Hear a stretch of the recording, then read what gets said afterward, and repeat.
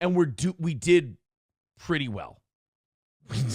You guys did a great job in July, and I appreciate it. So well, in fact, that for the next 3 remaining shows of the week, I'm knocking $100 off each goal. So about taking $300 and just going here. So to those of you who say we never drop the goal, we never do that, thank you very much. An amazing month of July. I appreciate it so very much. It's 150 tonight, and then it's 250 the next 2 days. So again, thank you guys very much for your support. Thank you for being a cool audience. And if you're someone who doesn't like me and this kind of thing bothers you, then I've kind of exposed you as a phony again, because your whole thing was, why haven't you lowered the goal? Now I do it, and you're probably going to be pissy-eyed about that. So again, there's nothing I can do for you. You need mental health help, because I'm a shitty YouTube show. I know I'm very good at it. I know I'm the best. I think that's something even, Keanu C. Thompson will admit to the 80 people watching her. I think she's said it numerous times. He's the most interesting guy there is. And she's goddamn right. Most interesting guy, most interesting show. Cannot be debated. People who don't like me even admit it.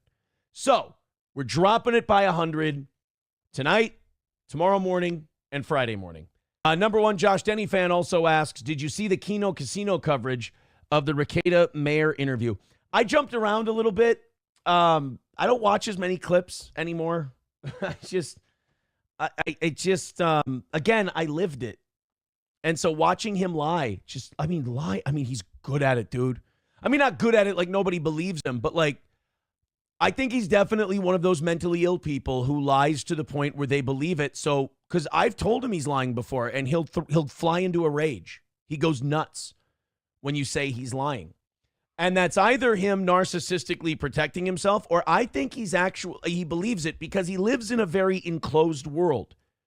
You know, he lives in a very closed off world, especially now with all these charges. I'm sure it's gotten worse. He can make himself believe anything he wants to. And that's a lot easier than actually facing the world as it is. I think that's why the drugs and the drinking and everything else. So I watched the clip, the Kino Casino clip. The Kino Casino guys did what they usually do. They did a good job with it. But from what I saw, it was just, picking him apart is kind of easy. And watching Chrissy that's sad. Because she's a mom, and like she's totally sweeping now.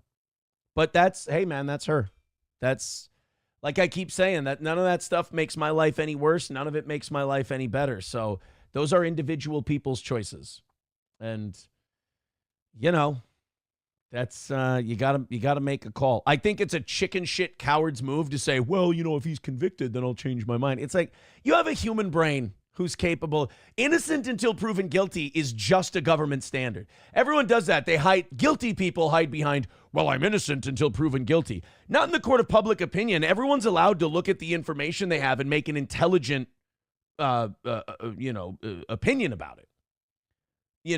Hiding behind innocent until proven guilty doesn't give you a pass on being a coward. And if you sit there and you see all this evidence right in your face and you go, well, I'm not going to make my decision unless he's convicted. Well, then you're a coward. You're kind of a chicken shit because you know what the correct answer is. I've told you what my experience was. And I mean this by Chrissy. You've seen the evidence. You've seen that Nick lies, like repeatedly. He's like in an evil way, like a really non-caring, cold, lying way. To the point where you can't believe a word the guy says. If his lips are moving, he's probably lying.